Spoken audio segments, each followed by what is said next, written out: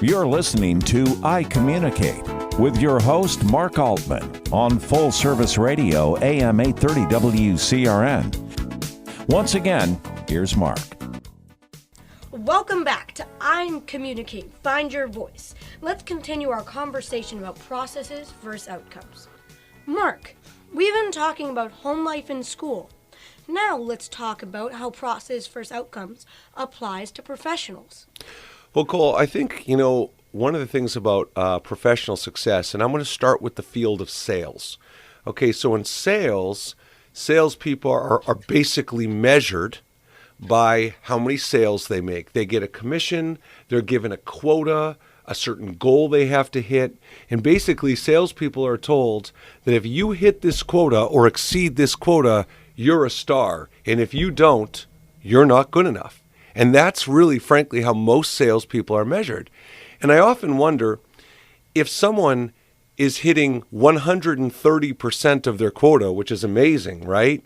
Then they're a star. But maybe they're just lucky. Maybe they had a good year. Maybe they're building off a lot of their past successes. And maybe if they worked a little harder, or more importantly, worked a little smarter, they could be at 180% of their goal. Whereas someone who's at 70% of their goal could be in a slump, could just have had a bad few months, and they actually have a lot more long-term potential than the one that's at 130. So the question is, if I'm evaluating the 70% and the 130% side by side, how do I truly know who the better salesperson is? Well, that's a great answer, Mark. How do you think that we can judge that by the person's attitude or the person's feelings? And you could go up to this person and see how they're talking or see how their energy is, see if they're smiling or see if they're sad, to tell if they've had a good month or just if they've been struggling a little bit. Well, Cole, it shows at almost 13 years old how mature you are, because you clearly understand that in sales specifically, you talk about being how sad or happy someone is. Sales, being a successful salesperson, one of the really underrated skills to me in sales is resiliency. And so sales is one of those jobs where you're getting rejected every day. You could be the most successful person in the world, but if you're having enough interactions with human beings, it could be that 5 to 10 times a day, at minimum, you could be being told no or being blown off or not having your email responded to or your phone call returned. And so I think from a standpoint of resiliency, this is the thing. So if I'm a salesperson, Cole, and I'm measuring, wait, am I good at my job? Am I not good at my job? What I'm doing is I'm doing a process called appreciative inquiry, where I'm looking at 5 of my past successes in sales, and I'm saying, wait, I can't be that bad because I closed this deal and I closed that deal. Wait, how did I close that deal?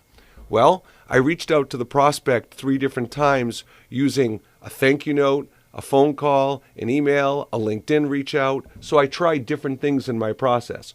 I used different email templates to make sure I'm varying my touch points and so on and so forth. So those are a couple of examples, Cole. So I think the key is that when you are struggling in sales, how do you evaluate when you've been successful in the past and what you did to become successful in the past? Well, Mark, as a salesperson for Mindset Go, I know you have lots of experiences with this, just experiences. So do you have any times that you can relate to with being rejected or not having your email responded to, and that how it has been sad for you? Yeah, as a matter of fact, it's funny, Cole. You'll appreciate this. You'll probably make fun of me later on for this, but I know a term I've learned in the last 6 months is this term called ghosting. And so I think of this term called ghosting, and for those of our listeners who don't know what that means, it basically means you've opened up some kind of communication with someone and they just blow you off and don't ever really respond. You never hear from them again. It's not fun. Yeah, and so I think, and we see that at all ages, let's face it. And one of the things, Cole, for me is, we often see employers who are trying to hire people for jobs, and you'll apply for a job, but you never get a response. So many employers are famous for ghosting job applicants. Prospects who get contacted in sales are often not responding and saying, yes or no. And so I've had that experience happen to me many times, unfortunately, Cole. And the way I look at it is so hard for people to say no. So if you're not interested in something and you don't want something, the ability to tell someone and break their heart and say, I know you spent a lot of time with me selling me this product, but I'm just really not interested. They'd rather just string the person along or not say anything at all because it is so hard to tell someone no.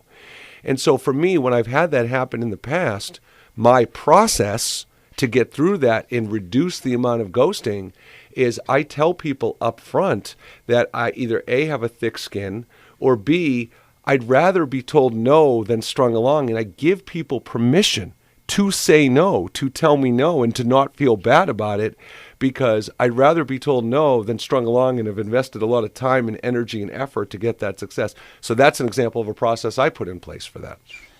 Well, Mark, that's a great answer. I know that ghosting is used in the era of preteens and teens, but can you share how it has affected you in the professional life as you get older? Yeah, I think it's really forced me. I mentioned resiliency, and even from being more persevering. I mentioned that earlier, but the way I think it's done is like a lot of people will use the expression, well, it's toughened me up or I have a thicker skin. I don't think that's it. I think I've looked for different approaches to communication, things that I could do in my process differently that would minimize and limit the amount of times that happens to me. And I think from a professional, I've been focusing on sales, Cole, but from a professional perspective, I think this process versus outcome is really most important with leaders in organization, because bosses who are managing people, leaders who are managing the people that report to them in their organization, you're trying to develop. One of your primary goals as a leader is to develop other human beings under you, to turn them into superstars, into powerful leaders themselves.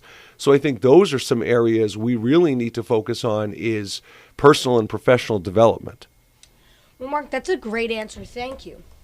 For our viewers, can you share some tips and tricks for strategies on how to not get ghosted as much and how to successfully communicate with other people?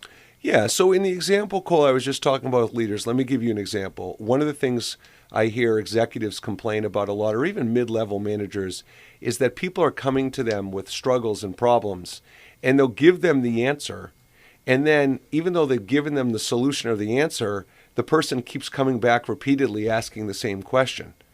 So if you're trying to develop people and give them processes, one of the things I do in the workplace is when I'm teaching someone something new, I ask them to take notes on what I'm teaching them, and then I ask me to type up the notes and email me them to confirm that what I said and what they heard are in sync.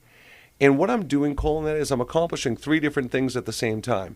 First is I'm confirming their listening skills. Second is I'm learning how they process information. Are they processing the most important details in the way I'm hoping they're processing the most important details? Third, I'm actually creating a process so for anybody else from now on who asks me this question, I now have a document where I can say, hey, great question. Here's the answer, here's the solution, where I don't have to keep taking time to explain something, and it's documented in a process. So I think part of process versus outcome is we're never taught how to be a critical thinker. It's not like in school in 9th or 10th or 11th grade, let me take my class on critical thinking. It doesn't happen. So most people get in professional jobs and they don't know how to solve problems and think critically. So a big part of processes for outcomes is giving people the tools and strategies so they can think critically, can solve problems. So again, not only can they generate those outcomes, but they can generate those outcomes on their own without having their hand held by a leader. Well, Mark, do you think you could see if somebody is communicating well or is a good communicator by just talking to them for a short period of time? I think you can, Cole, and I think that's, I know we have to go to break after I answer this question, but I just want to say that a good continuation topic we can talk about in our third segment of what I think are the four key aspects of communication. One is what you say, the words you choose. Two is how you say it, the tone. Third is your body language, and 4 is your listening skills. So I think even if you talk to someone for as short as 5 minutes, Cole, depending on the subject matter, you could get a good read on all 4 of those things and really gauge some of their strengths and weaknesses as a communicator. That's a great answer, Mark. I'm here with Mark Altman, president of Mindset Go, and I'm your host, Cole Altman, and we will be right back after the break.